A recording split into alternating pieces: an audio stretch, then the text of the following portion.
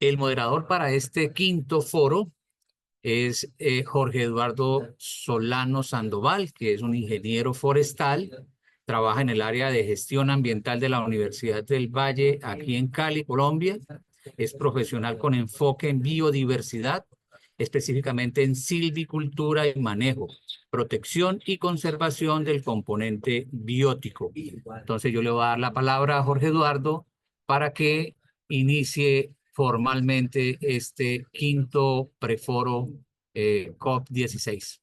Adelante. Hola, muy buenos días de verdad. Muchas gracias por este espacio. Como ya lo comentaron, soy ingeniero forestal de la Universidad del Cauca, una de las universidades públicas más reconocidas de Colombia y de la cual me siento sumamente orgulloso. Para mí es un verdadero placer hacer parte de este quinto módulo que para mí en mi parte profesional es muy importante como una persona que siempre ha mantenido esa conservación y esa protección de nuestros bosques, de nuestra naturaleza, ¿no? Los panelistas que son extranjeros, que saben que Colombia es un país mega diverso y que tenemos una cantidad impresionante de plantas que es de nuestra protección y nuestra conservación. Entonces, para mí es un verdadero placer presentarlos a todos ustedes.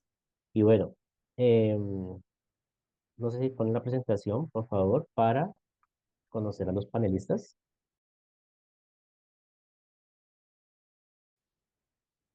Los panelistas de hoy. En primer lugar, tenemos a Daniel Barragán. Él es investigador y consultor en gestión de recursos naturales y gobernanza ambiental.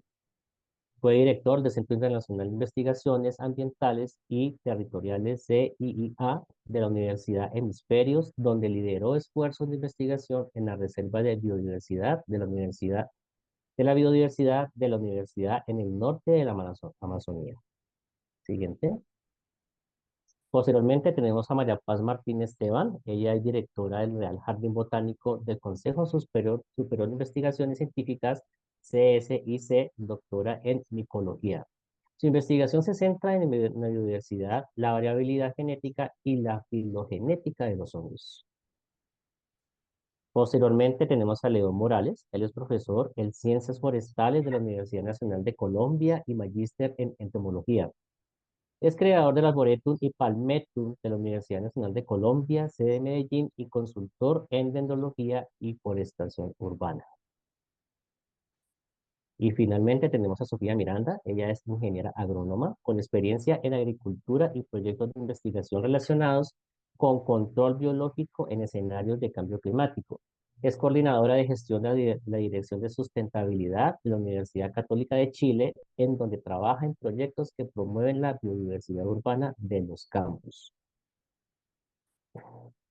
En ese orden de ideas, vamos a dar paso al primer panelista. Él es Daniel Barragán, sin antes mencionar que tengo unas preguntas a todos los panelistas muy generales que van muy enfocadas a la parte de la biodiversidad.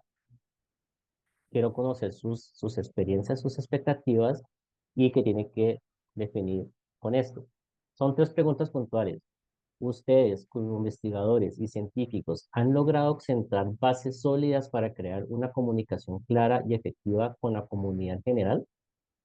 Segunda pregunta, ¿qué estrategias eficaces han llevado a cabo para preservar la biodiversidad dentro de sus instituciones? ¿Y cómo ha sido el cambio de percepción en los estudiantes e investigadores futuros? Y la más importante, ¿consideran que sus acciones están creando agentes de cambio frente al cambio climático?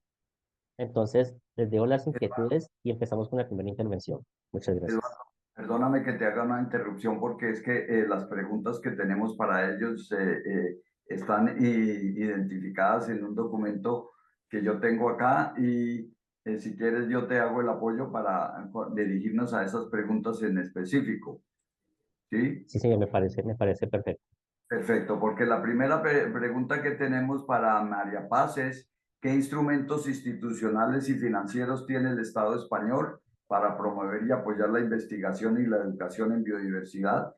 ¿Y cómo entra en ellos el Real Jardín Botánico que ella maneja? Entonces, empecemos con esa pregunta.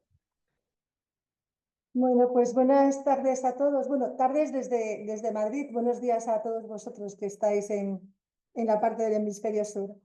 Esta es la primera pregunta que me habían abordado a mí y comentar que en España nos movemos en este documento que se llama Estrategia de Biodiversidad y Ciencia, que tenéis a la derecha de la imagen. En este documento, el marco estratégico para fortalecer la conexión política científica con la biodiversidad se basa principalmente en los puntos que tenéis en la pantalla, sobre todo los objetivos de desarrollo sostenible y teniendo en cuenta el objetivo con el plazo de 2050 del Convenio de Biodiversidad Biológica, que es vivir en armonía con la naturaleza. Nuestras herramientas estratégicas pasan por una plataforma intergubernamental científica que es normativa sobre biodiversidad y servicio de los ecosistemas. En inglés tiene estas siglas que es IPBES, que sobre todo es relacionar ciencia y política. También en esta estrategia de biodiversidad tenemos el informe 2019, que es evaluación de la biodiversidad biológica en los servicios de los ecosistemas, que aquí he querido marcar en este color amarillo dorado, donde se incluyen todas las lagunas de conocimientos que se han establecido para los gestores. También está en el marco del Pacto Verde Europeo, en el que se hace hincapié en las nuevas tecnologías, las soluciones sostenibles y la innovación disruptiva. Por supuesto, nosotros como Real Jardín Botánico y muchos centros y muchos espacios naturales nos tenemos que basar en el Convenio Europeo del Paisaje del Consejo Europeo, que se llama también Carta de Florencia, sobre todo por el paisaje y patrimonio cultural y natural. Nosotros, el Real Jardín Botánico, que pertenece al Consejo Superior de Investigaciones Científicas, pertenece al Ministerio de Ciencia, Innovación y Universidades. Desde el 2021 somos el Real Jardín Botánico Patrimonio de la UNESCO, con lo cual además tenemos que cumplir una serie de elementos para mantenernos dentro de lo que es la UNESCO, ¿no? Y por último, esta estrategia de la Unión Europea sobre la biodiversidad para el 2030, que sobre todo ya lo se ha mencionado antes, hay un desafío muy grande y es que tanto los gobiernos como los ciudadanos puedan entender el lenguaje de la ciencia.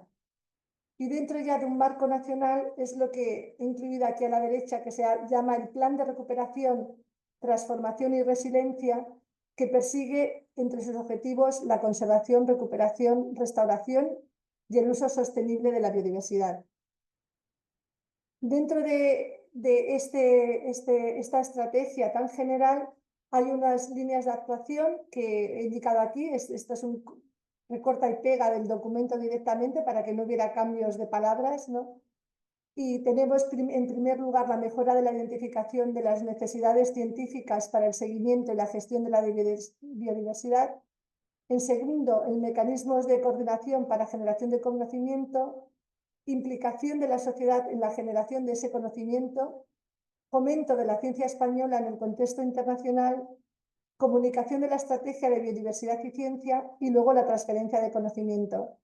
¿Y qué órganos realizan todo esto? Bueno, pues aquí a la derecha os he incluido que nosotros formamos parte de la Administración General del Estado, que serían los Ministerios para la Transición Ecológica y el Reto Demográfico, el Ministerio de Agricultura, Pesca y Alimentación y el Ministerio de Ciencia, Innovación y Universidades, que es al que pertenece el CSIC y por tanto al que pertenece el Real Jardín Botánico, así como las comunidades y ciudades autonómicas, que son las de Ceuta y Melilla.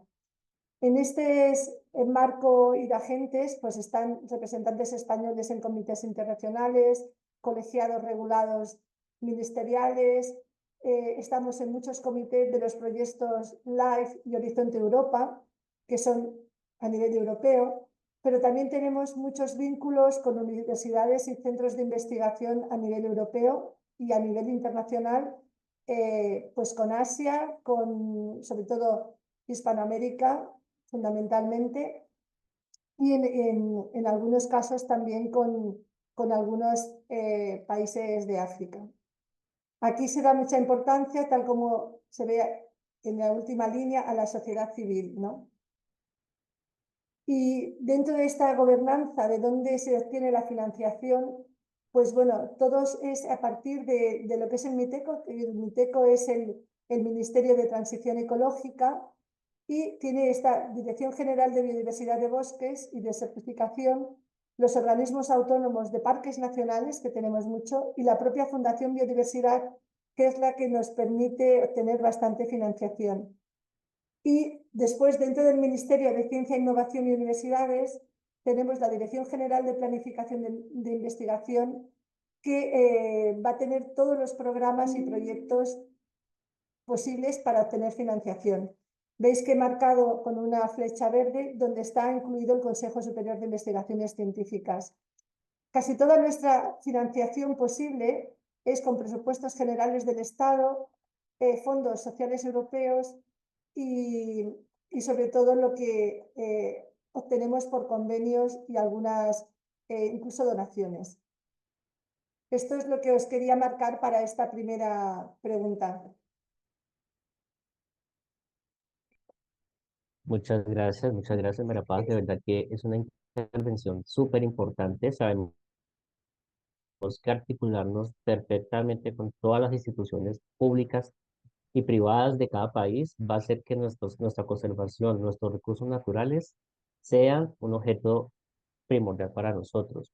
Vamos con la siguiente pregunta. La siguiente pregunta va para Daniel.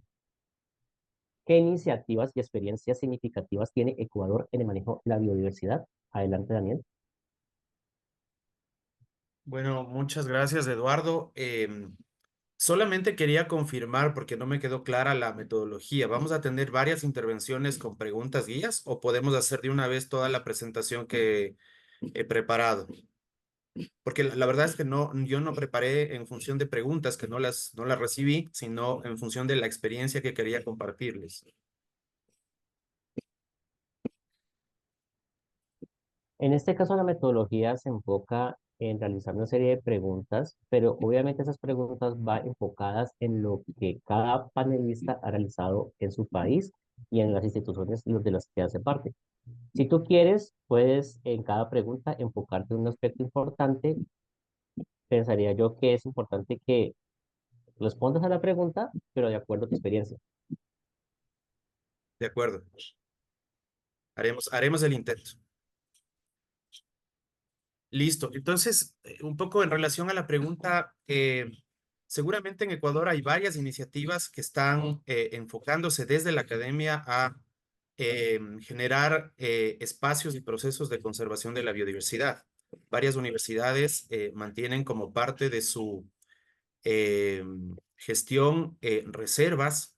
Muchas de ellas son experimentales justamente para poner en práctica el trabajo que se impulsan con los estudiantes en temas de investigación también. Y yo quiero un poco centrarme en una experiencia muy puntual en la cual yo participé.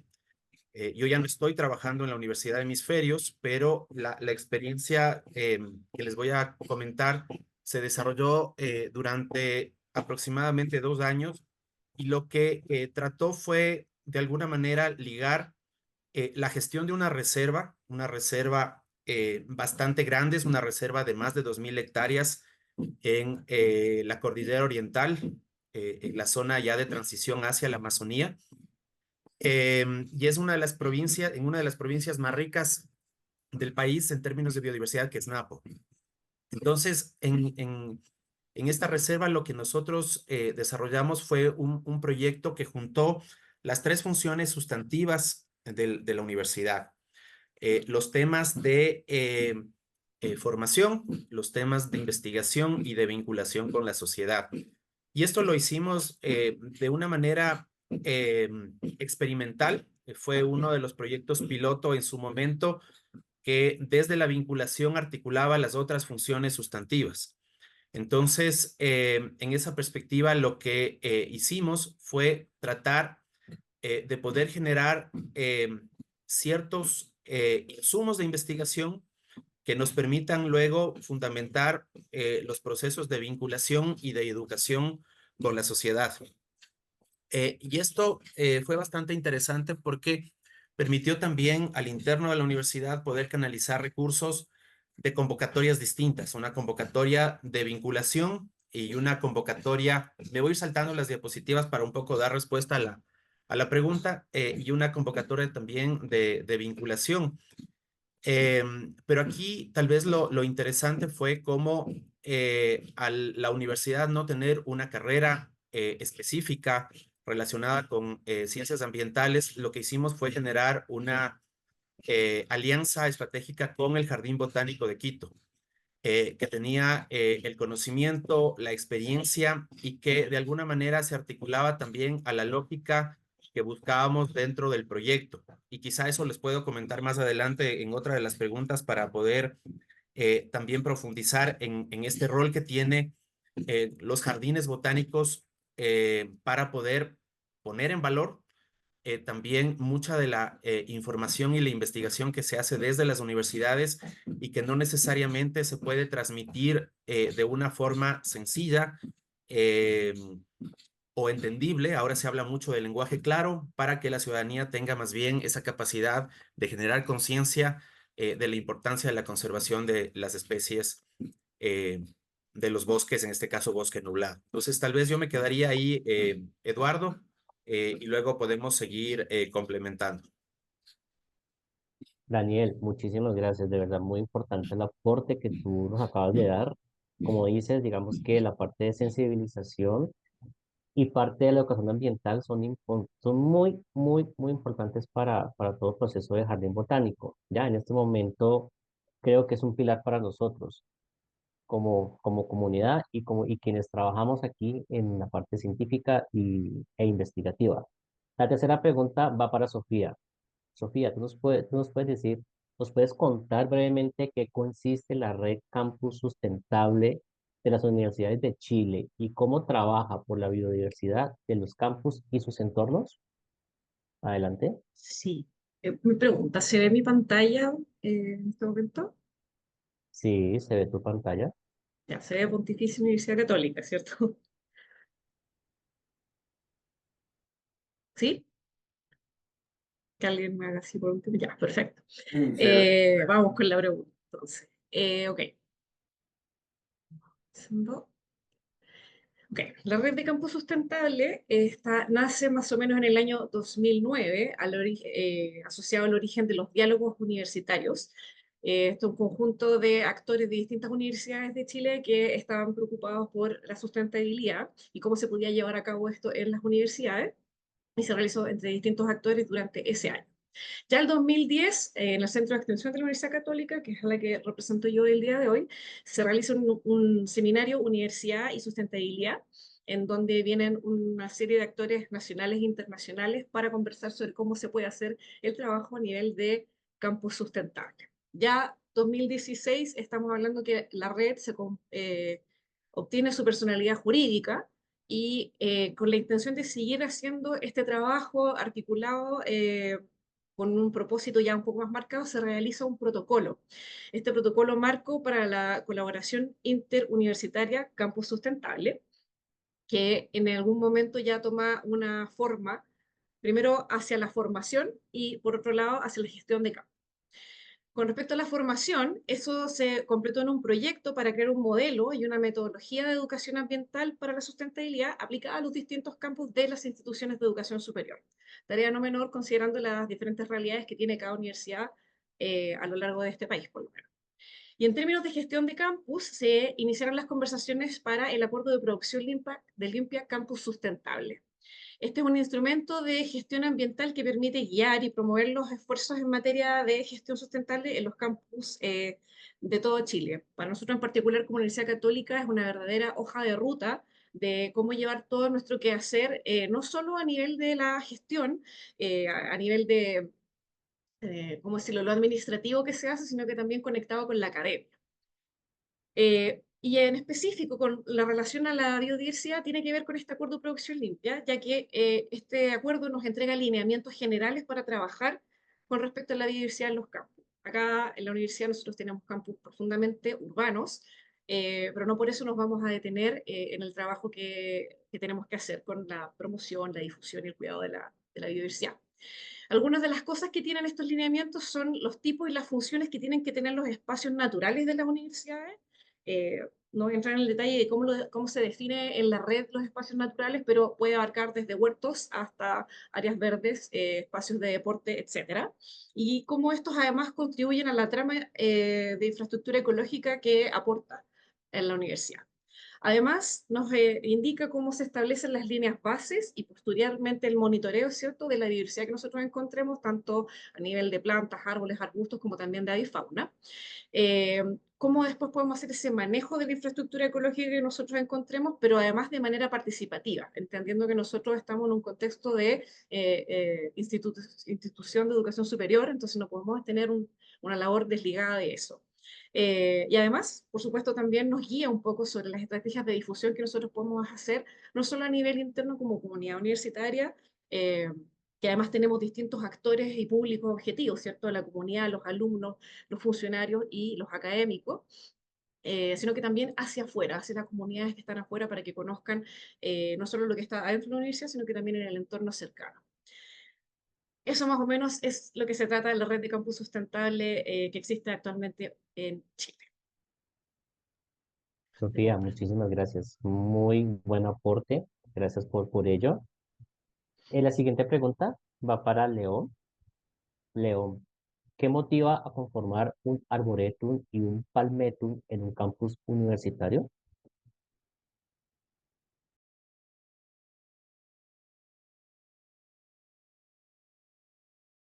Aquí. ¿Ahí me escuchan, Sí, Eduardo? señor, lo ¿Me escuchamos. Sí, escuchan señor, lo bien? escuchamos. Sí, Bueno, señor, sí. adelante. Muy buenos días también para todos, todas. Y bueno, espero que esta reunión sea que nos sirva a todos para lo que estamos tratando de hacer en función de la protección de tantos recursos tan seriamente amenazados como los que tenemos.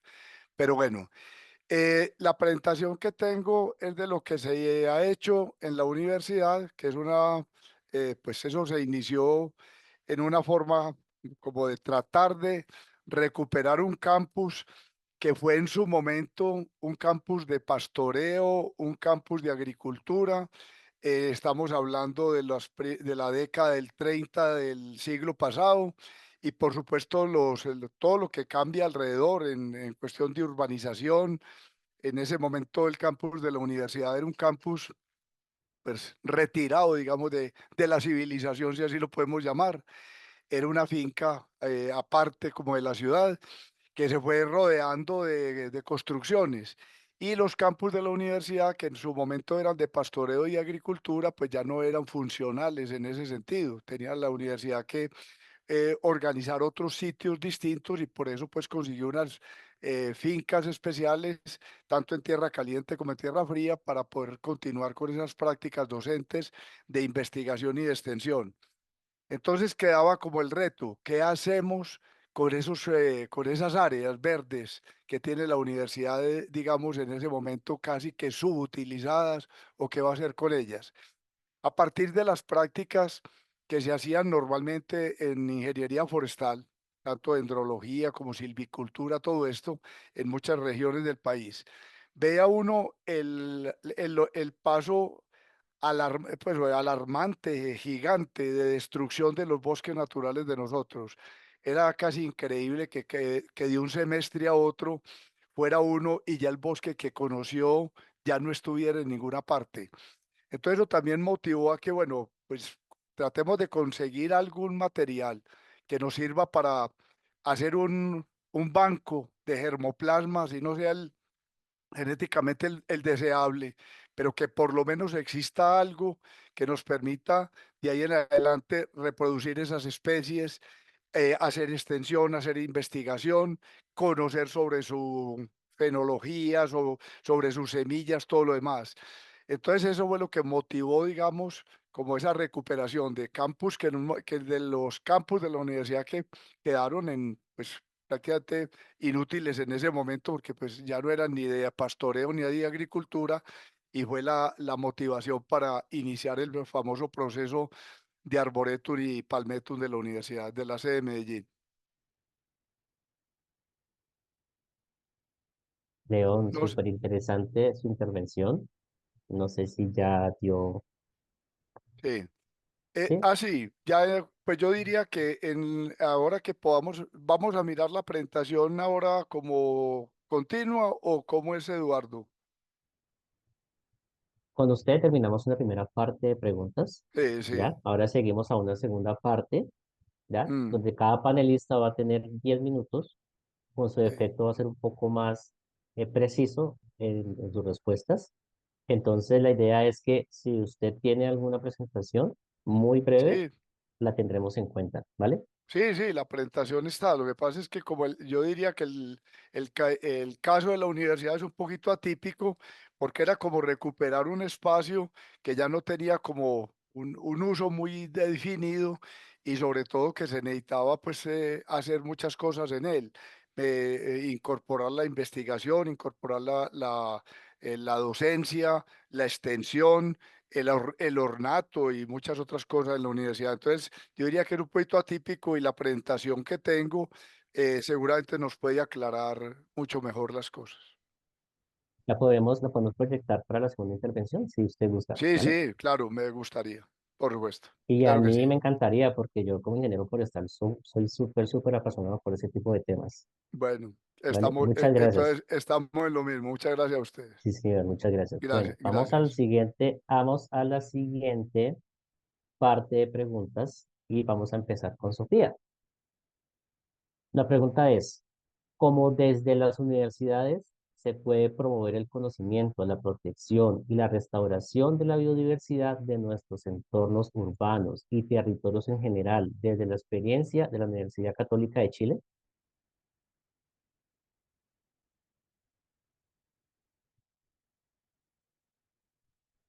Eh, Eduardo, perdonad un momento, es que yo tengo que irme en bueno, en 10 minutos, porque Entonces, tengo una sí, señora. conferencia a las 6.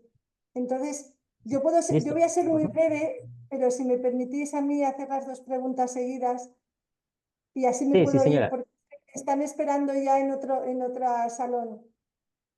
Listo, María Paz. Entonces, voy a hacer con las preguntas y aprovechamos tu espacio. Listo, entonces dice, ¿cuál es la principal función de un jardín botánico para la educación e investigación en biodiversidad y cómo el Real Jardín Botánico colabora con otros actores locales, nacionales e internacionales para desempeñar su labor? Y una tercera pregunta es, ¿cómo los herbarios y los bancos de germoplasma implementan las labores de los jardines botánicos en la tarea de educar, investigar y proteger la biodiversidad? Primero, gracias a todos por dejarme que esas dos preguntas vayan juntas y es que no tengo mucho tiempo. Gracias, Sofía, porque te he cortado cuando ibas a empezar, ¿eh? Bueno, yo voy a ser muy breve porque ya os digo, no tengo mucho tiempo. Voy a poner para que se vea la presentación. ¿La veis, no? Está aquí. Esta imagen que tenéis aquí es el Real Jardín Botánico a vista de pájaro, es un plano.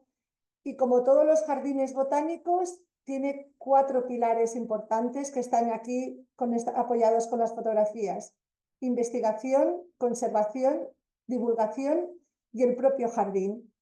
El Real Jardín Botánico se fundó en 1755 por Fernando VI y ya se fundó como un jardín para el estudio de la botánica. Decía él mismo en un lenguaje del siglo XVIII, decía para ¿no? La importante estudio de la botánica.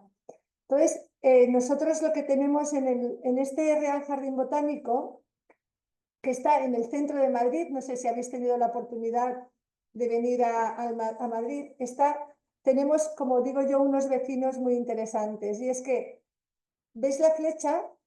¿Podéis ver la flecha bien? Aquí tenemos al Museo del Prado. Por aquí tenemos una cuesta en la que hay libreros. Este es el Paseo del Prado. Entonces estamos en el centro de Madrid.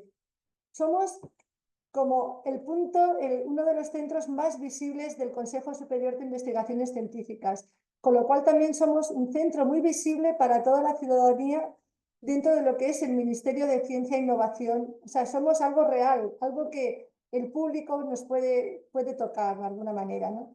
El jardín botánico está siguiendo el estilo del siglo XVIII. Tenemos una parte que es neoclásico y en el que están distribuidas las plantas de utilidad, como las plantas ornamentales, la rosaleda, la huerta, que también tenemos. En esta parte de aquí están las plantas distribuidas según menos evolucionadas a más evolucionadas. Aquí están los helechos, aquí hay palmeras, ¿no? Por ejemplo. Luego tenemos unas zonas que serían como los típicos jardines isabelinos románticos de mitad del siglo XIX. Y luego tenemos una zona de colección de bonsáis, que es bastante importante, de nenúfares, hay estanques, tenemos vides. O sea, realmente nosotros como Jardín Botánico somos un centro que damos visibilidad a la ciencia botánica y a la micología también en particular. Aquí está el edificio de investigación donde tenemos el herbario más importante de España, que luego comentaré. Tenemos laboratorios para hacer análisis moleculares que conviven con un archivo histórico, que conviven con una biblioteca también que tiene muchísima iluminados, como libros que eran casi de la primera época de la imprenta. Lo que también tenemos, por ejemplo, aquí a la izquierda, nosotros tenemos una escuela taller que formamos en certificados de jardinería, de poda. Tenemos, que luego comentaré, másters también con la universidad. Tenemos estudiantes de grado, estudiantes de posgrado. O sea, con la universidad estamos muy implicados. Y aquí tenemos, por ejemplo, una parte muy importante que es la que se hace con todas las escuelas desde primaria, secundaria. Tenemos también abierto desde hace unos 4 años, tenemos con la FECID, que es una fundación para la biodiversidad también de capacidades. Entonces trabajamos con jóvenes y niños y niñas con capacidades diversas, ¿no? Para que podamos llevarles la naturaleza de alguna manera y la interpretación de la naturaleza. En este caso, tenemos la parte como más académica. Aquí tenemos un máster universitario que ya lleva muchas ediciones en biodiversidad en áreas tropicales y su conservación. Empezó hace muchos años en Ecuador, se ha seguido haciendo las prácticas, es uno de los pocos másters que tienen prácticas en el lugar. Se ha ido a Costa Rica también. Ahora en los últimos años con la pandemia se hizo la reducción y hemos estado haciendo las prácticas en Canarias. Tenemos cursos a nivel de filogenética bastante importantes.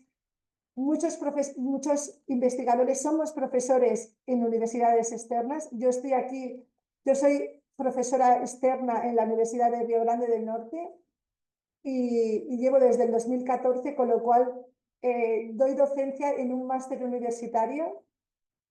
Y luego tenemos una cosa muy importante, y es que como estamos en el centro de Madrid, nos buscan para entidades, empresas, entidades privadas nos buscan para hacer sus actividades, pero esas actividades tienen que estar relacionadas con la naturaleza. Aquí tenéis en la imagen Cartier for Nature, ¿no? O sea, aquí fue sí, como todo muy chic y todo muy de Cartier, ¿no? De esta marca de relojes y de joyería, pero sí que estaba enfocada al lanzamiento de un periódico que iban a tener relacionado con la naturaleza.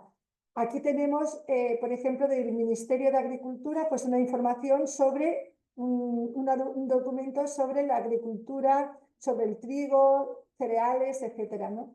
Y en la parte superior, bueno, pues hemos tenido la posibilidad hace un año de tener la visita de nuestro rey, de Juan Carlos I, junto con el rey de Holanda, y eligieron el Jardín Botánico como un centro como de excelencia del CSIC, pero también por ser un reflejo, de alguna manera, de la conservación.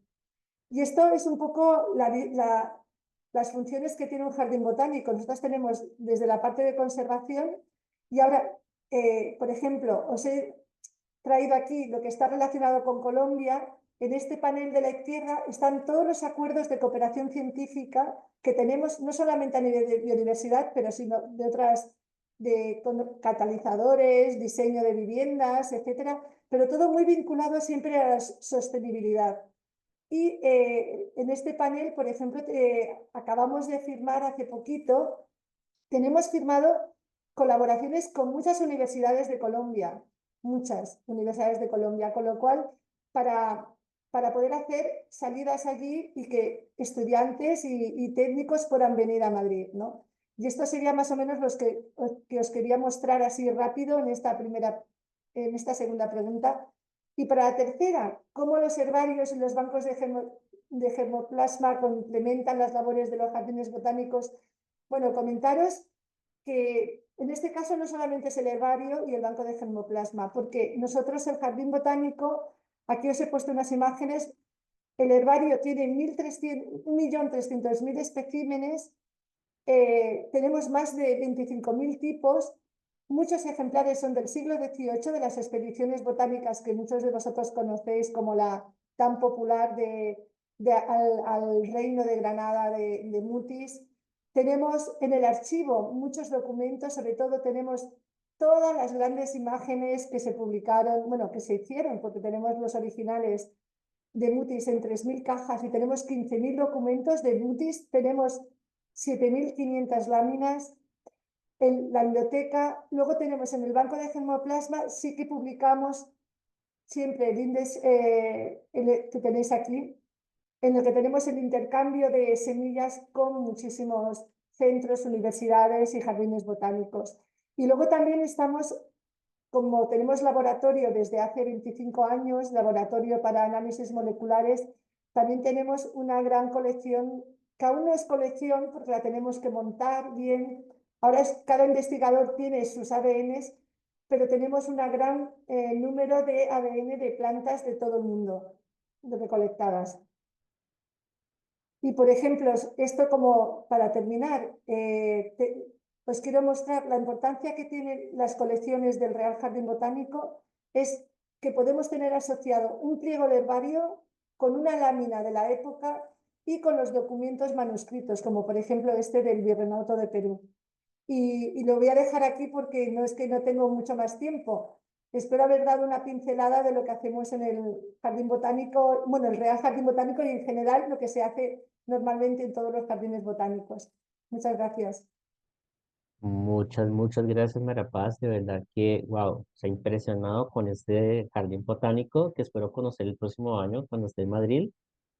Por Muy buena supuesto. labor. Muchas gracias.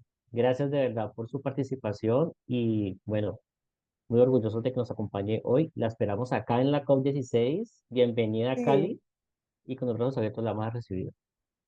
muy bien. Cualquier pregunta que tengáis, mi correo electrónico o me la pasáis vosotros y ya la contestaré a la persona que me pueda hacer la pregunta. Muchas gracias y lo siento, me tengo que ir. Hasta Claro que luego. sí, sí, señora. Que estés muy bien. Vale. Bueno, siguiendo con nuestras preguntas del día de hoy, retomamos con Sofía y la pregunta es, ¿cómo desde las universidades se puede promover el conocimiento, la protección y la restauración de la biodiversidad de nuestros entornos urbanos y territorios en general desde la experiencia de la Universidad Católica de Chile? Adelante, Muchas Sofía. gracias, Eduardo.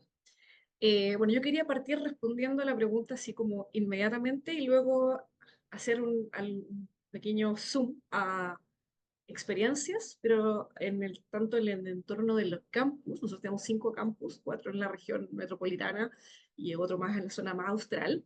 Pero también tenemos una red de centros de experimentación regionales, de investigación bien grande y bien extensa, entonces quiero un poco llevarlos a conocer esas distintas experiencias, ¿ya? Pero desde cómo lo vemos nosotros, en cómo promover este conocimiento y la protección de la diversidad, lo primero es buena universidad, ¿cierto? El estudio, hacer una buena línea base de qué es lo que tenemos en avifauna, en plantas, en lo que podemos encontrar presentes en los campos y en los territorios, poder partir por eso. Y acá hay hartas carreras, ¿cierto? Hay hartas académicos y personas expertas en el tema de cómo hacer levantamientos de línea base. Y esa es una de las primeras cosas en las que uno tiene que no solamente promover la investigación asociada, sino que también enseñarle a los alumnos de cómo se hace correctamente, ¿ya? Eh, Luego de estudiarlo viene la parte del plan de manejo. ¿Cómo voy a proteger esto que acabo de descubrir que hay? ¿Cierto? No puedo partir al revés porque primero necesito saber qué es lo que tengo. Hago este plan de manejo, hago este plan de protección según mi propia realidad, y luego tengo que hacer un monitoreo constante de lo que yo ya encontré. Eso nos va a ir diciendo cómo va cambiando la diversidad presente, que yo creo que aquí en todos los territorios vamos viendo cómo el cambio climático nos ha estado modificando un montón lo que vamos encontrando presente, y hay hartas investigaciones asociadas, algunas bien catastróficas y algunas un poquito más positivas sobre cómo va cambiando esto. Y además también como universidad tiene que haber un plan de difusión y promoción. O sea, lo que encontramos tenemos que hacer que llegue a las comunidades, particularmente a los alumnos, porque tenemos que tocar sus corazones y tenemos que hacer que ellos se involucren en participar, en difundir o incluso dedicar su vida a esto. No sé, esa es como para mí la respuesta base de cómo deberíamos, y cuál es el rol que tenemos como universidad, como universidades en esto. Entonces ahora quiero llevarles un poco a las experiencias de los lugares y los espacios donde se trabaja. Eh, Aquí no sé. Ya está. Pero primero quiero enmarcar un poco qué es lo que hacemos como universidad específicamente en esto. Nosotros en el año 2019 hicimos un acuerdo para ser universidad carbono neutral de aquí al año 2038. Dentro de eso, el año 2020, pandemia, nos sentamos un montón de personas, ¿cierto?, entre académicos, funcionarios y estudiantes a pensar, bueno, ¿cómo lo vamos a hacer? Y dentro de ese trabajo se hicieron 10 mesas temáticas entre distintos temas, por supuesto, asociados a la carboneutralidad, que pueden ser los proyectos de energía, de construcción, manejo hídrico, etcétera. Pero uno de ellos también era como no vamos a dejar de lado el tema de la diversidad, porque sabemos que hay una crisis asociada a la pérdida de diversidad tremenda que también está asociada al cambio climático. Entonces, como universidad, hacemos una estrategia de acción climática que se va revisando cada 3 años. Actualmente ya estamos cursando el tercer año de esta, y en donde en la parte de biodiversidad dijimos, bueno, acá lo primero que hay que hacer, ¿cierto?, es este catastro, cuál es esta línea de avance, lo que tenemos, y nos enfocamos primero en lo que había en los campus, que son, como les había dicho antes, más urbanos, dado que las sedes regionales, algunas que tenemos millones de hectáreas de bosque nativo, donde ya es un poquitito más difícil hacer la tarea. Pero nos enfocamos en eso primero, hacer este levantamiento de base, asociado también a revisión de stock de carbono, otras cosas. Y luego decimos, ya, vamos a tener que hacer este plan de protección de la biodiversidad. Eso también asociado a el acuerdo de producción limpia que les comentaba, que el APL de esta red de campos sustentables nos norma, nos da una hoja de ruta de cómo trabajar. Entonces nosotros ya tenemos para cada campus, de hecho, un plan de gestión de la biodiversidad con una serie de acciones por objetivo de cómo vamos a trabajar esto. Y dentro también de ese plan, pero aquí lo pongo como enmarcado en la estrategia del documento oficial que nosotros tenemos, tiene que ver con hacer forestaciones. Voy a pasar por otros proyectos específicos que nosotros hacemos, pero con forestaciones a nivel de campus y otros más a gran escala en territorio nacional. Dentro de lo que es la experiencia de campus, nosotros queremos que los campus sean espacios vivos y biodiversos, en donde el objetivo para nosotros como universidad es que sean laboratorios vivos de aprendizaje. O sea, todo lo que nosotros hagamos aquí, como les decía, como institución de educación superior, esté involucrada la academia y también los estudiantes. Algunos de los proyectos más como importantes a mencionar, el levantamiento de línea base, nosotros también, o sea, nosotros hemos hecho de distintos campos y de distintos tipos, flora, fauna. Pero el año 2023 dijimos, ok, Campus San Joaquín, que nosotros tenemos uno de los más grandes, tiene 50 hectáreas, vamos a cadastrar todos los árboles que tenemos y tenemos casi 3.500 árboles, ¿ya? Esto es un verdadero pulmón en el medio de la ciudad. La ciudad de Santiago está en un valle y es puro cemento. Entonces esto nos dejó muy contentos. Tenemos mezcla de árboles exóticos y nativos. Estamos pensando en algún futuro poder cambiarnos hacia los nativos, ¿cierto? Pero ahí tenemos que ir viendo la estrategia. Entonces, una de las cosas es la línea base que les mencionaba. También tenemos proyectos de enriquecimiento ambiental. Estos son proyectos en donde nosotros velamos porque las especies que están presentes se puedan desarrollar de manera más natural. Y, por ejemplo, tenemos comederos para aves rapaces, que tenemos presencia de casi 6-7 tipos de aves rapaces acá en el campo. También casas anideras para las aves más urbanas presentes que tenemos en la zona. Como les mencionaba, forestaciones a nivel de campo el año 2023 hicimos una, 2022 también teníamos otra, próximo año también vienen por lo menos 2 más a nivel de campo y también estamos pensando hacer algunas a nivel más grande, más hectárea en el territorio nacional. Nosotros también tenemos un arboretum, que lo quería mencionar acá porque esto se inició en el año 2013 al alero de un curso que se llama Restauración Ecológica, que es de la Facultad de Agronomía y Ingeniería Forestal, donde la idea acá era representar 2 tipos de bosque que nosotros tenemos, el esclerófilo y el matorral xerófilo. Entonces, en el mismo territorio, en un lado tenemos bosque esclerófilo y en el otro tenemos el matorral, donde nosotros podemos, los estudiantes pueden ver, ¿cierto?, qué tipo de bosque tenemos presente acá en la zona central de Chile, ¿ya? Y así como un dato, dado que nosotros estamos en la zona central y tenemos este algoritmo acá, también se pueden ver los efectos del cambio climático en el campus, o sea, no siquiera hay que ir un poquito más lejos eh, a ver el bosque como tal, que es un bosque como zona mediterránea fundamentalmente afectado por el cambio climático y por la sequía. También tenemos jardines, que nosotros llamamos jardines sustentables, donde el foco es la flora nativa. Hacemos elección de especies de bajo requerimiento hídrico, dada la sequía que nosotros presentamos. Y también tenemos espacios donde hacemos huertas urbanas, trabajamos también con especies nativas, algunas exóticas, flora, atraemos polinizantes y se hace un trabajo aquí entre académicos y estudiantes que es bien bonito. También hacemos vermicompostaje como para mencionar. A nivel de centros y estaciones experimentales que tiene la universidad, una de las cosas que a mí me gustaría mostrarles es la estación costera ESIM. ¿Ya? Esta es la estación costera de investigaciones marinas que tiene la Universidad Católica, en donde en el año 1962 el profesor Juan Carlos Castilla dijo vamos a acercar casi 1 kilómetro de costa, ¿ya? Para ver qué es lo que pasa cuando nosotros excluimos al ser humano de este ecosistema marino. Y los resultados fueron, como se pueden imaginar, bastante sorprendentes porque en solo 2 años cambió un montón la biomasa presente del sector. Rápidamente adquirió un aspecto súper diferente, la composición de especies, los individuos que se encontraban eran más grandes, la estructura de la trama trófica cambió. Entonces fue un tremendo precedente para estudios, no solamente acá en el territorio nacional, sino también afuera, porque fue uno de los primeros en demostrar científicamente que la intervención humana puede alterar dramáticamente los ecosistemas costeros. Y eso ha marcado un precedente en las investigaciones realizadas en el ESIM, tanto por académicos como por estudiantes de aquí en adelante. Entonces creo que era algo como bien importante mencionar en términos de biodiversidad marina.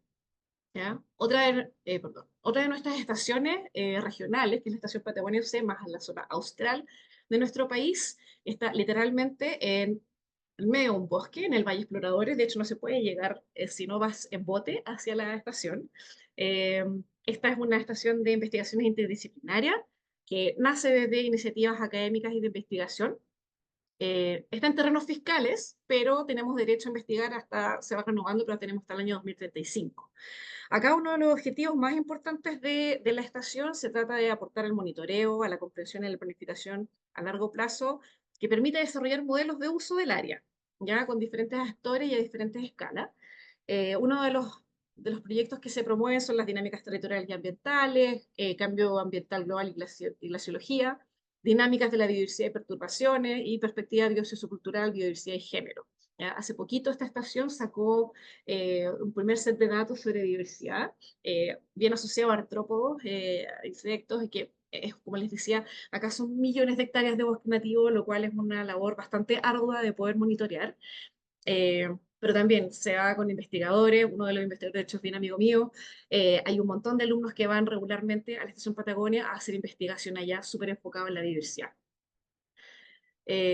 También tenemos en la estación, el Laboratorio Natural Abierto Senda Darwin, que está en una isla. Forma parte de una red de centros de la universidad, lleva más de 20 años investigando los ecosistemas naturales y la relación de la comunidad con el sector, transformándose en un importante centro de conocimiento científico, sobre todo de bosques templados. ¿Ya? Esta estación son casi 103 hectáreas que alberga praderas, matorrales y bosque templado lluvioso, donde se realizan estas investigaciones científicas, también involucradas con la comunidad, van investigadores, van estudiantes, y en este momento, en términos de diversidad, uno de los focos más importantes es la avifauna terrestre de la zona, ya que como es isla además es bien particular.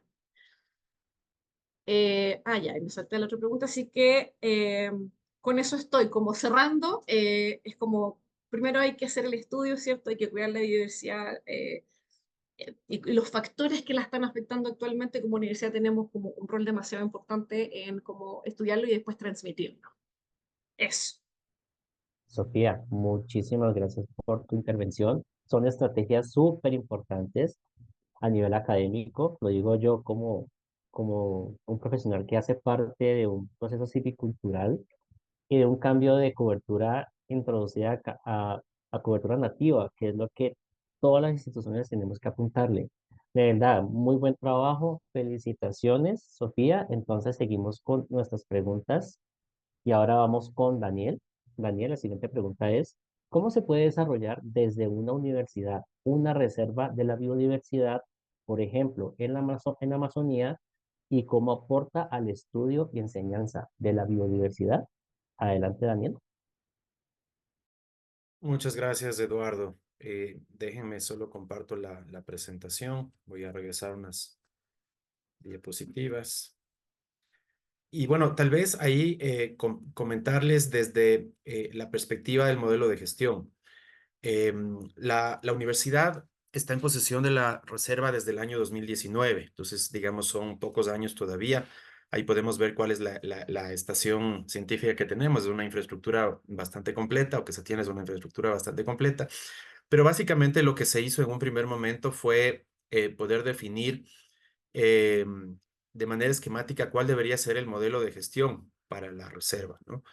Porque de alguna manera hay una vocación de conservación, pero esa vocación de conservación tiene que apoyar también el desarrollo comunitario. Hay una serie de comunidades en el contorno de la reserva. La reserva también es una zona de amortiguamiento de un parque nacional, el Parque Nacional Antizana. Entonces tiene algunas implicaciones. Y por otro lado, es necesario o era necesario poder articular las funciones sustantivas a la gestión de la reserva, ¿no? Obviamente con esta finalidad de un aprovechamiento sostenible, sobre todo con miras a conservación. Entonces, ahí uno de los temas claves fue cómo articulamos los procesos sustantivos, o sea, cómo aprovechamos la reserva para fines de investigación, un poco lo que se nos comentó en la intervención anterior, pero también cómo más allá de la investigación podemos poner esa información en valor para poder generar también otro tipo de procesos que beneficien, por ejemplo, las comunidades que están en el contorno de la reserva. Cómo podemos aprovechar ese conocimiento para poder generar conciencia con distintos actores que en muchos casos no tienen la posibilidad de desplazarse, por ejemplo, a la Amazonía o a otras zonas fuera de los centros urbanos. Y parte, digamos, de esa dinámica fue el proceso que se implementó para poder articular la generación de conocimiento con o a través de un jardín botánico que permita tener también un potencial mayor en términos de alcance de conocimiento. Pensemos que el Jardín Botánico de Quito tiene una media de 70,000 visitantes anuales, entonces es un espacio con mucho potencial para que la gente conozca sobre el bosque nublado, que conozca sobre las especies que existen en este tipo de ecosistema, sobre las amenazas también a las que están expuestos estos recursos. Y eso de alguna manera ayuda también a ir generando, eh, digamos, un apoyo desde la ciudadanía que va comprendiendo la importancia de la conservación de estos espacios. Entonces, digamos, más allá de que para la academia es importante, por ejemplo, eh, generar productos de investigación que terminen en libros o en papers, en revistas indexadas que muchas veces no tienen mucha lectoría, pero es parte de la dinámica de la academia, era mirar cómo podemos tener este otro tipo de productos que permitan llegar a la gente, llegar a la ciudadanía, y que eso es mucho más, a veces mucho más complejo, ¿no? Porque implica no solo el tener que modificar la forma en la que comunicas, el tipo de del lenguaje que utilizas para la comunicación, sino también el tipo de productos que utilizas. Entonces, ese fue un poco el montaje en su momento de tenemos que equilibrar los procesos sustantivos, por supuesto, con calidad, rigurosidad académica, pero también con una perspectiva de poder llegar a la comunidad, de poder llegar a la ciudadanía, para que toda esa información sea un insumo que ayude a generar voluntades para la conservación. Entonces, eso fue, digamos, de manera muy amplia, ¿no? Y cada uno de estos pilares ha tenido su desarrollo en menor o menor grado, dependiendo justamente de las prioridades que se van a la final delimitando por la disponibilidad de recursos presupuestarios, ¿no? Entonces, ahí el enfoque en un primer momento fue el tema de investigación, una suerte de línea base exploratoria, únicamente enfocada a especies de flora y enfocada en una zona muy específica de esas más de 2.000 hectáreas, ¿no? Eran aproximadamente 50 kilómetros lineales, y les voy a mostrar acá también en la imagen. Eran 50 kilómetros lineales que son todas estas rayas en color rojo, pero que en la práctica era alrededor de 1 kilómetro cuadrado. Entonces, en términos de superficie, 1 kilómetro versus las 2.000 hectáreas es básicamente nada lo que se hizo en términos de levantamiento de esta pequeña línea de base de especies de flora y especies de flora representativas, ¿no? Entonces, tal vez yo me quedaría ahí, Eduardo, y en una siguiente pregunta podríamos complementar. Claro que sí, Daniel, no, valioso aporte el suyo. Y es un insumo muy importante para los que estamos en este momento trabajando por esa misma línea, la conservación y protección de especies nativas.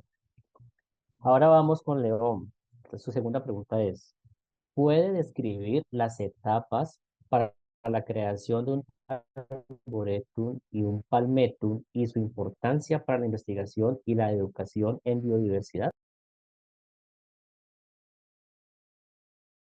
Bueno, como les decía, me gustaría mostrar la presentación y sobre la presentación hacer claridad sobre estas preguntas, Eduardo, pues y Eduardo y todos los participantes, porque con el caso de nosotros es un caso un poquito atípico, digamos, distinto a cuando uno está hablando de esas miles de hectáreas en la Amazonía o lo que nos acaba de comentar Sofía, de las áreas enormes que ellos también trabajan.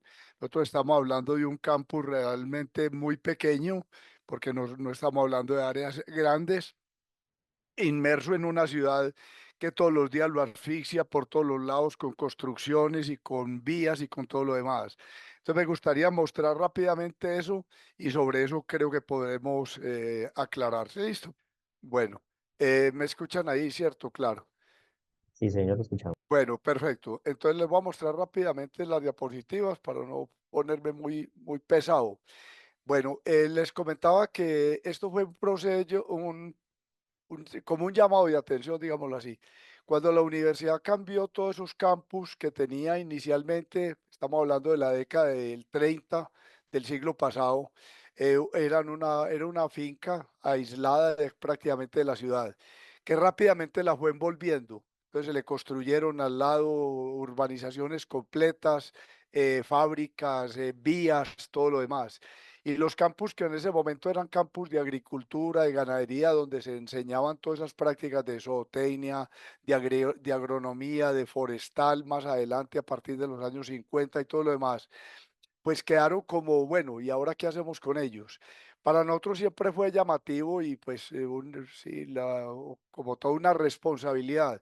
Decir uno, bueno, estamos asistiendo o viendo semestre a semestre cómo los sitios de práctica donde vamos a Urabá, al Magdalena Medio, al Chocó, de pronto a algunas regiones de la Amazonía y eso, cómo todos los días desaparecen los grandes bosques majestuosos, porque definitivamente a Colombia le dieron más de lo que creía que podía manejar. Somos los primeros en muchas cosas, pero también los primeros en destrucción. Y nunca hemos valorado lo que tenemos.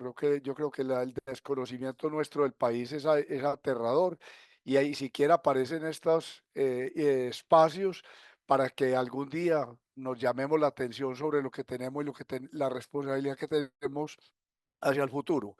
Entonces comenzamos a traer material, dijimos, pues empecemos a sembrar algo para que por lo menos quede algún material, nos permita aprender de él, de su silvicultura, podamos intercambiar información, nos sirva para la docencia, nos sirva para la investigación, para la extensión como pilares fundamentales de la universidad y sobre todo también para aislar la universidad desde el punto de vista, ¿cómo se llama?, ambiental, pues de esa contaminación que la rodea por todos los lados. Estas son algunas imágenes de lo que es hoy el campus de la universidad. Ahí tenemos algunos edificios casi que inmersos ya en una selva, árboles ya grandes, especies muy interesantes, como por ejemplo este parque apéndula, que es una de las estrellas, digamos, ya de la universidad, o árboles como este que es lo llaman mulí, un buquenavia. No vamos a entrar pues en ese tipo de cosas, tal vez por cuestión de tiempo, ¿cierto? Bueno, vamos a ver si monta la que sigue. Parece que no nos la va a montar, esperemos que sí. Bueno, ahí la montó. Son algunas de las cosas que tiene la universidad. Hoy uno dice, bueno, ¿y esto que era un campo de cultivo hace unos años que lo araban con tractor y tenía vacas y todo lo demás? ¿Cómo tiene ese mundo de árboles? ¿Eso dónde es? Bueno, es el campus de la universidad en este momento. Es una labor que viene desde hace mucho rato. Nosotros iniciamos este proyecto en la década, más o menos en 1984 fue aprobado el proyecto del establecimiento del Arboretum y Palmetum y por supuesto, pues es importante darle créditos a muchísimas personas, tanto profesores como estudiantes, como colaboradores externos, tanto de empresas como de municipales y todo lo demás. No es una labor como que digas solamente yo tengo que ver con eso, por supuesto que no. Ponerse a mencionar muchas personas, pues las tengo en la mente, pero de pronto se me pasan algunas y eso me preocupa un poquito. Que de pronto diga, bueno, ¿y a mí por qué no me mencionó? Por supuesto, hay unas empresas que han sido importantes para nosotros, nos colaboraron muchísimo. Estas son algunas de las especies que tenemos en el campus. Todo esto son imágenes del campus. Estas son las famosas palmas que rodearon, iban desde la biblioteca central hasta el río, que fueron interrumpidas por las vías, por los puentes, por toda esa asfixia que le llegó al campus de la universidad. La universidad quedó reducida casi que a una glorieta, como la llamamos nosotros, rodeada de vías contaminantes y ruidosas por todos los lados. Y diría uno que lo que se logró hacer al establecer esta colección de árboles y palmas, de las cuales hay muchas nativas, hay exóticas también, por supuesto, como las que estoy mostrando aquí, pero de todas maneras se ha reforzado o se ha tratado de que la mayoría de lo que tenemos sea lo nativo. Y hemos cambiado a partir de un trabajo que se hizo, fue digamos como un llamado de atención. Cuando el área metropolitana, por ahí en el área, cerca del 2007, hizo el Plan Maestro de Espacios Públicos Verdes Urbanos, nos llevamos una tremenda sorpresa. Somos un país mega diverso y resulta que prácticamente toda la arborización urbana de nosotros era con especies de otras partes del mundo. Y las especies de nosotros que son bien valiosas, bien bonitas, bien interesantes, con un desconocimiento total. Y entonces eso fue muy interesante porque nos llamó la atención. Y en este momento esa película ya se revirtió. Ya el municipio, las entidades oficiales, el jardín botánico, todos ellos están en un plan de privilegiar en lo posible todo lo que es nativo. Y lo de nosotros, pues estamos en ese plan. La universidad hoy tiene muchísimas más especies nativas, o por lo menos de la flora colombiana, que especies exóticas. Y también se ha buscado que sea un número muy pequeño, pues suficientemente representativo de cada una de las especies para que sea la mayor diversidad posible. Entonces hemos tratado de que no sea solamente y que entonces porque me gusta tal o cual especie, insisto en ella, no, sean unas pocas que sean suficientes para ilustrar, pero que sea la mayoría sean especies nuestras, una mayor diversidad. Nosotros en este momento en la universidad, que es un campus, como les decía, muy pequeño, quisiera yo tener las 50 o las no sé cuántas hectáreas de las que hablan ustedes, sería mi mayor deseo. El campus de nosotros es un campus muy pequeño. Tenemos en este momento cerca de 600 especies entre árboles y palmas. De palmas solamente son cerca de 100, la mayoría son ya nativas. Hemos aprendido a conocerle, digamos, la forma de reproducir muchas de las de nosotros que eran absolutamente desconocidas, y tenemos unas palmas muy interesantes ya dentro del campus.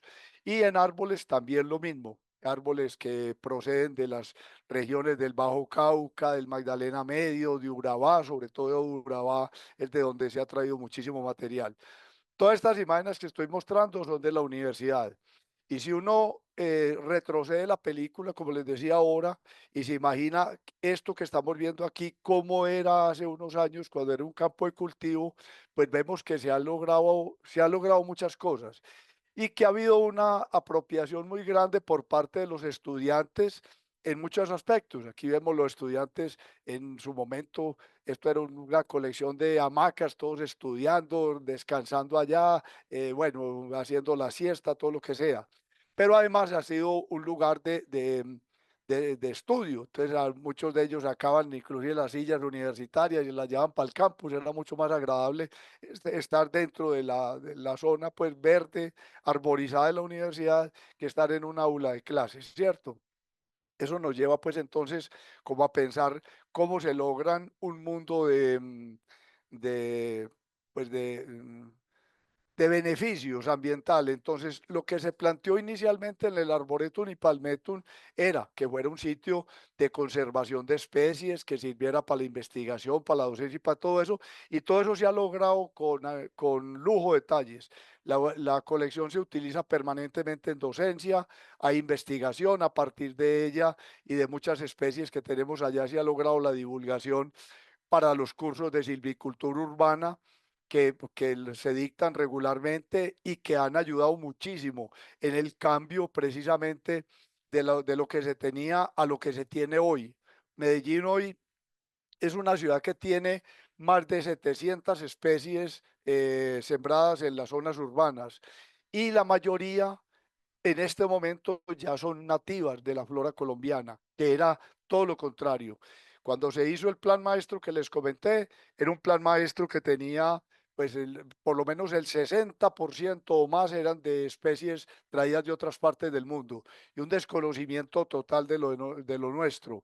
Eh, Pienso que a partir de todos estos trabajos, tanto de Jardín Botánico como en las universidades, la de Antioquia, la Nacional, especialmente, sí había aprendido muchísimo, y ahí pues han entrado pues todas las secretarías de medio ambiente, de infraestructura, EPM, todos los actores que tienen que ver con esto, y por eso Medellín hoy es una ciudad con una arborización pues bastante destacada, y sobre todo diría yo en algo que se avanzó mucho, y es que a partir de los cursos de silvicultura urbana que se promovieron y se han dictado en la Escuela de Ingeniería, en la Bolivariana, en EAFID, inclusive algunos cursos por ahí esporádicos, y sobre todo regularmente en la Universidad Nacional, se ha aprendido el manejo técnico de los árboles, una arboricultura realmente responsable y una arboricultura técnica, porque antes era todo lo contrario.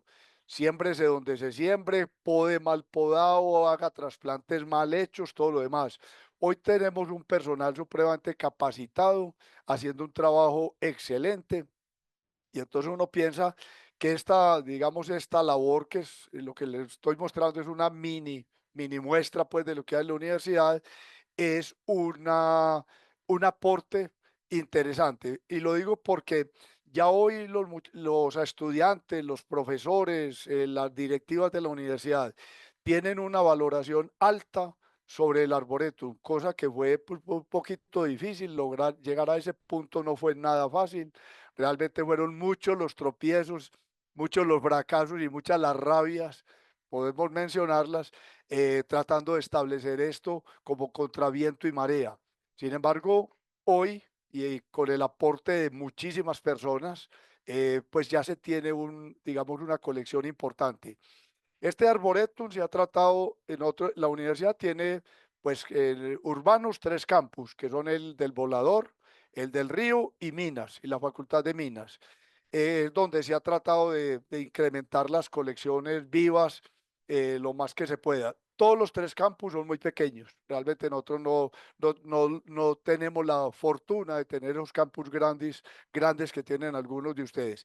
Sin embargo, también la universidad tiene unas fincas que son en este momento donde se hacen las prácticas docentes y de extensión y de investigación y de todo esto, que son una en Santa Fe de Antioquia, que es Cotobé, otras en San Pablo y Paysandú en la zona alta de Medellín, en Piedras Blancas, pues en Santa Elena realmente.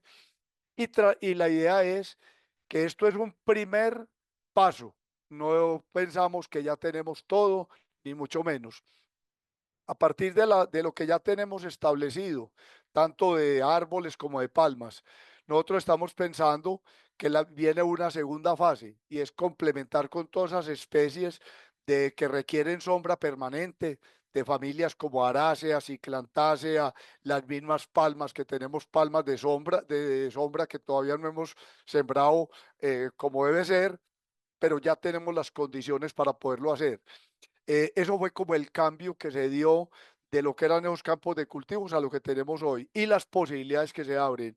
Ahí hay cantidad de investigaciones, hay cantidad de muchachos investigando, bueno, sobre avifauna, sobre entomología también.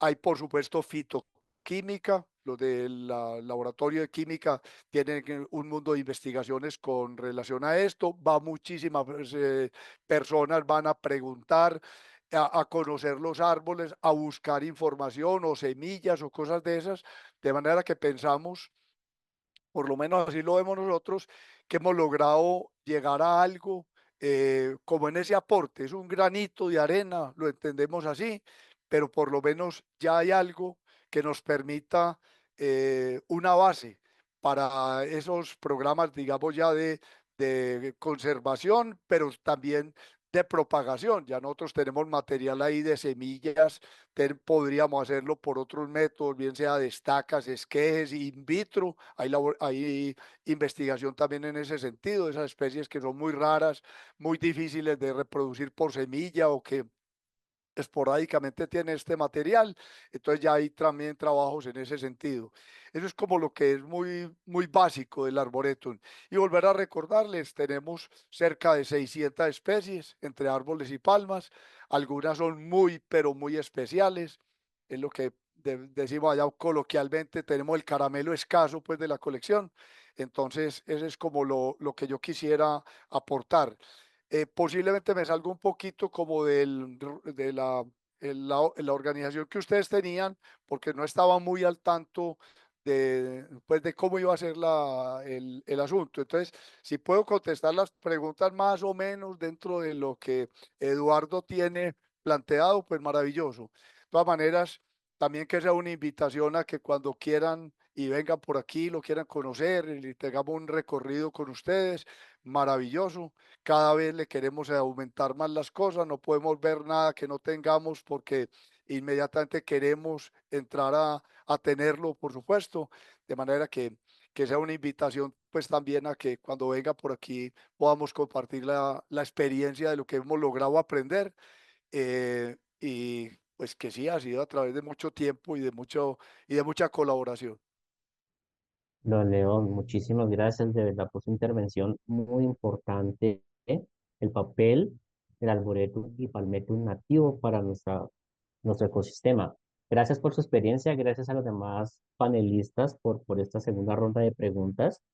Sabemos que todas las experiencias recopiladas en Ecuador, en Chile, en España, específicamente en Madrid, con este jardín botánico tan bonito, tan Ah, muy bien presentado, y la experiencia que tenemos en Colombia, Colombia con un país tan mega diverso y nosotros, los vallecaucanos, los que estamos en este momento en ese auge de las especies nativas, es importante conocer la experiencia de todos ustedes para poder implementarlas y articularlas en algún momento. Entonces, en ese orden de ideas, la metodología ahora vamos al tercer ciclo de preguntas. Vamos a ser muy concisos, cada panelista tendrá 5 minutos y vamos a empezar con Sofía. Sofía, la pregunta es, ¿cómo las herramientas como las colecciones biológicas aportan en el estudio, manejo y difusión de la biodiversidad en la comunidad universitaria? Adelante, Sofía. Sí, para poder presentar necesito que León deje de compartir su pantalla. Don León, ¿puede por favor dejar de compartir pantalla? Gracias. Ya, a ver. Voy a hacerlo. Jorge, ¿me ayuda? Ah, ya. Bueno, mientras tanto igual Ya, no, ya, podemos... ya, ya. Ya Ya, encontré dónde Ya, era. Muchas ya, gracias, perfecto. Sofía. Muy adelante, amable. adelante, Sofía. Ok, acá va. Bueno, acá lo que yo quería relevar un poco como responder la pregunta y también algunas cosas han sido parte de mi experiencia personal particular. Yo trabajaba antes en entomología, entonces he tenido harto contacto con por lo menos ese tipo de colecciones biológicas. Le tengo harto cariño a ese tipo de trabajo. Bueno, históricamente la tarea de la conservación de los especímenes ha estado a cargo de los museos a nivel como mundial. Y acá en nuestro país, el Museo de Historia Nacional de Historia Natural, que es uno de los más antiguos de América, además, ha sido como el depositario de este patrimonio natural y cultural de Chile. Pero ya más o menos a mediados del siglo XX, las universidades comenzaron la tarea de levantar las primeras colecciones biológicas y de historia natural, fundamentalmente con fines docentes para los estudiantes que se estaban formando como profesionales, ¿cierto?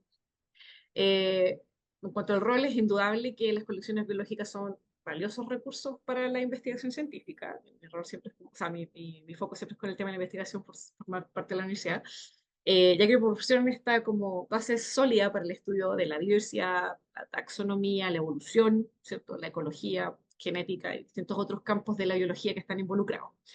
Y bueno, estas colecciones también tienen este papel importante en la conservación de la diversidad, porque como ya mencionaba, el tema como evolutivo está involucrado y ahí permiten contar con información de las especies que están amenazadas o extintas, ¿cierto? Eso contribuye a la comprensión, entre otros aspectos, de la distribución que tienen a nivel como geográfico, históricamente, los cambios que han habido en la biodiversidad en escenarios de cambio climático, permiten un estudio más riguroso sobre eso. Y por supuesto, también el tema de la educación y la divulgación, porque permiten a las personas entender primero la riqueza que tiene su propio territorio nacional, la importancia que tiene la naturaleza y la conservación. Entonces, como que yo lo englobaría en esos tres puntos, ¿cierto? Del rol que tiene. Acá en la presentación yo estoy mostrando un Día de los Patrimonios, que se hizo el año pasado, ¿cierto? En uno de los centros de extensión que nosotros tenemos en la universidad. Hay una colección que es bien famosa, que es del profesor Patricio Sánchez, que tiene casi 20.000 ejemplares de distinto tipo, de artrópodos, aves, rocas, lo que se les ocurra. Y aquí esto se fue exhibido a la comunidad abierta, eh, y que es bien interesante de poder explorar. En base a la experiencia personal que yo he tenido con las colecciones biológicas, yo trabajaba antes en el laboratorio de entomología frutal que tiene la Facultad de Agronomía, en temas más de conservación biológica, pero me tocaba también un poco de la parte de docencia. Y acá, bueno, la Facultad de Agronomía tiene una colección biológica de insectos, pero increíble. Eh, por la parte de la Facultad de Biología no tengo mucha claridad porque eso ya es otra área, pero la de entomología acá lleva muchos años existiendo. Y lo bonito que tenía cuando teníamos que hacer clases es que con los insectos es un poco más difícil, cuando tú dices como, mira, ya va y se te pasó la polilla de la manzana y no tienes como observar las alas, aprender el reconocimiento en específico de eso. Entonces en las colecciones nosotros teníamos un espacio para mostrarle a los alumnos, mira, en la punta de la ala puedes ver esto, y así como con detalles más. Y eso entonces ayudaba a estos futuros profesionales a poder identificar de mejor manera las especies y también algunas que incluso ya no existen y contarles un poquitito por qué. Entonces, así como un poco de la experiencia personal que yo tenía con las colecciones biológicas, que me encantan, eh, y que me parece que son súper importantes para las universidades. Me parece que, y bueno, para mí, por ejemplo, también los arboretos son como parte de las colecciones biológicas, ¿cierto? Como aquí es en un espacio en donde tú lo ves y ya más está como en vivo, ¿no? Así que eso como compartirles un poco desde mi visión.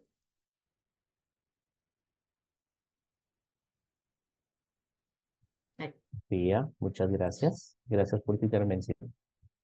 Muy propicia para los que somos fieles representantes de la conservación de todas las especies del bosque seco, en nuestro caso, ¿ya?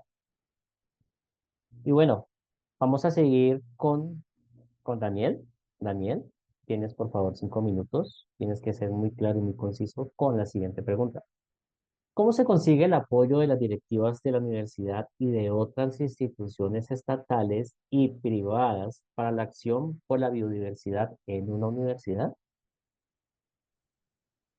Gracias, Eduardo, por la pregunta.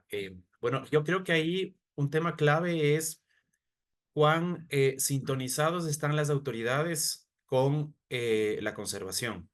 ¿Cuál es la prioridad que dan a la conservación?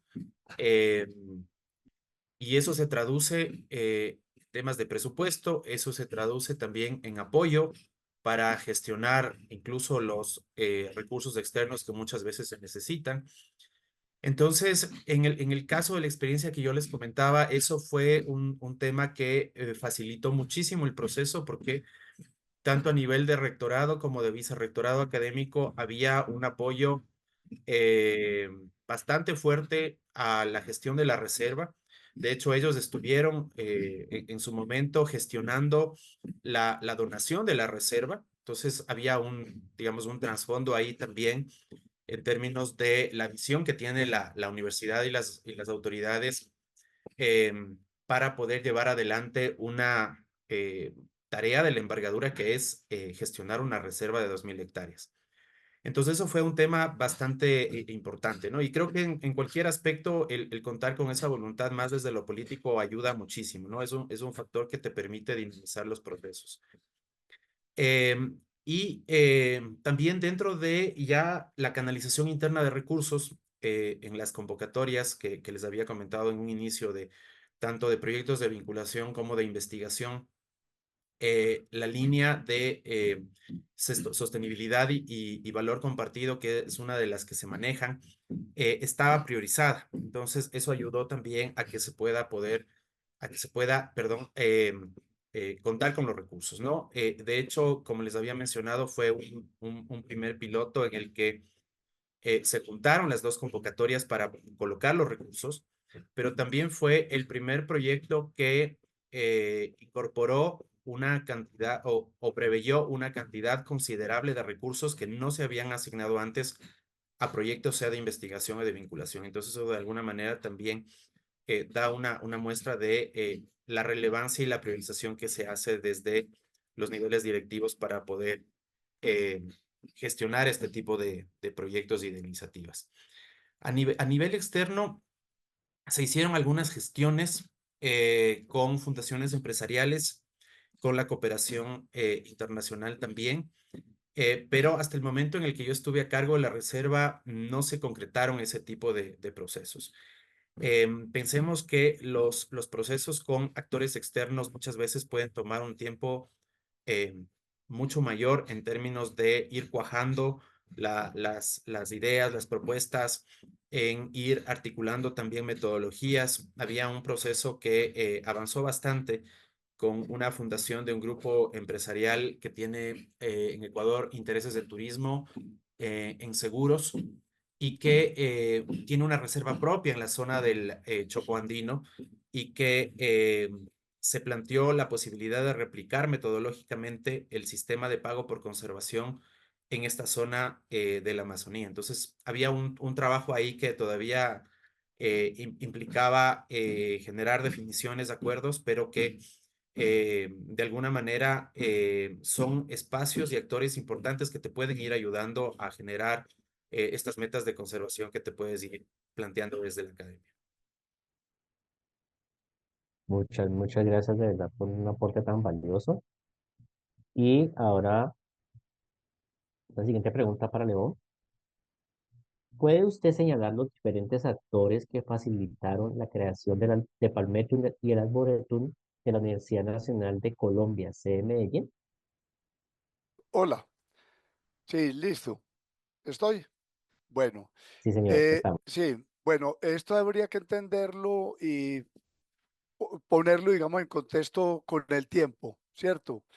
Porque, pues, si uno retrocede al 1984, cuando se planteó pues como el proyecto de hagamos un arboretum y un palmetum, había personas muy receptivas.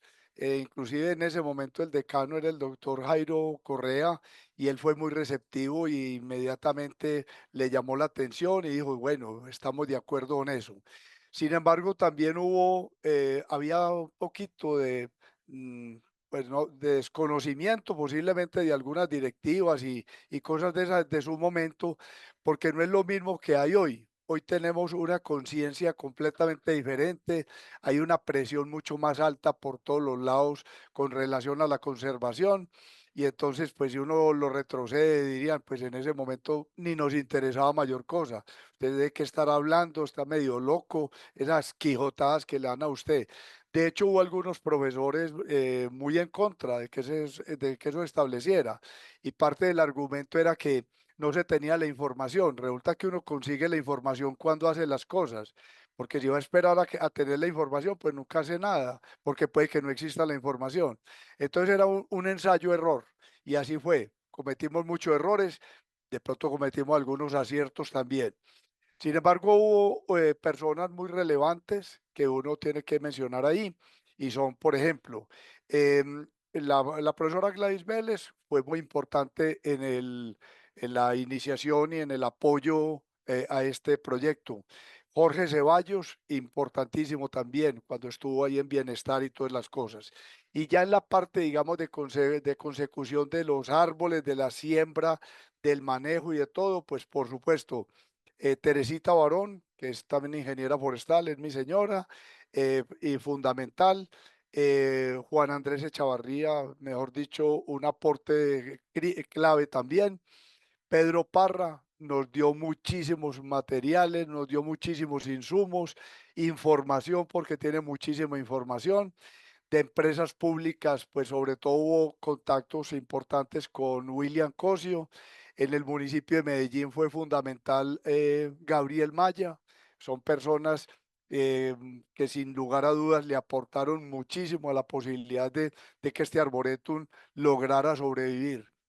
Hoy el arboretum está en manos, digamos, de dos personas muy conscientes de lo que tienen como a su cargo, que son Mayra Bedoya y Laura Giraldo. Pienso que, pero además, las últimas administraciones de la universidad a nivel de vicerrectoría, de decanatura y todo lo demás, han tenido ya un apoyo muy diferente a lo que fue inicialmente. Inicialmente fueron muchos los contratiempos, muchas las dificultades que hubo, muchos oídos sordos o casi sordos, y hoy es muy diferente, afortunadamente. El Arboreto nunca ha contado con una gran cantidad de recursos económicos, ni nada de eso. Eso ha sido más como a punta de, yo le pido a los egresados quedan con un cariño grandísimo hacia la universidad, y entonces uno no es sino que les medio diga inmediatamente, va uno al jardín botánico y bueno, ahí están todas las puertas abiertas. Juan Fernando González, no hay no decirle, esto no lo tengo en la universidad, inmediatamente lo ceden para la universidad. De manera que son muchas las personas. Espero, pues, por supuesto, no cometer los errores que decía ahora de olvidos y, hombre, y yo todo lo que hice, pero es imposible acordarse de todos ellos. De manera que yo siempre he dicho que el Arboretum se logró gracias al apoyo positivo de muchos y al apoyo negativo de otros, porque ese apoyo negativo nos estimuló como a decir, eso sí es posible hacerlo, no es lo que usted está diciendo que eso no es posible. Y cuando uno se encuentra con una persona bien terca, como de pronto soy yo en algunas cosas, entonces uno acepta eso como un reto, que no se puede, vea que le voy a mostrar que sí se puede. Y bueno, ya lo logramos en alguna medida y el agradecimiento es para todos y sobre todo para los que están hoy muy conscientes de lo que tienen y que cada vez se vinculan más. Hay un mundo de estudiantes ahora jóvenes muy, pero muy conscientes y como decimos aquí coloquialmente, encarretados con el asunto. De manera que con eso es más que suficiente para que sigamos adelante. No, León, muchísimas gracias, muchas Muy bien. gracias. Eso nos da, digamos, como que una enseñanza de que hay que ser persistentes en lo que queremos lograr y créanme que cada proceso de conservación y protección lleva su tiempo, lleva su pelea con todo el mundo porque sabemos que no es nada fácil, pero al final los frutos se van a ver. ¿Ya? Muchas Exacto. gracias a usted, muchas gracias a los panelistas. Entonces ahora pasamos con el siguiente módulo, que es la próxima semana. Va a ser un módulo bastante completo, ¿ya? Para el 17 de octubre tenemos unos panelistas de lujo, que no se lo pueden perder definitivamente, ¿ya?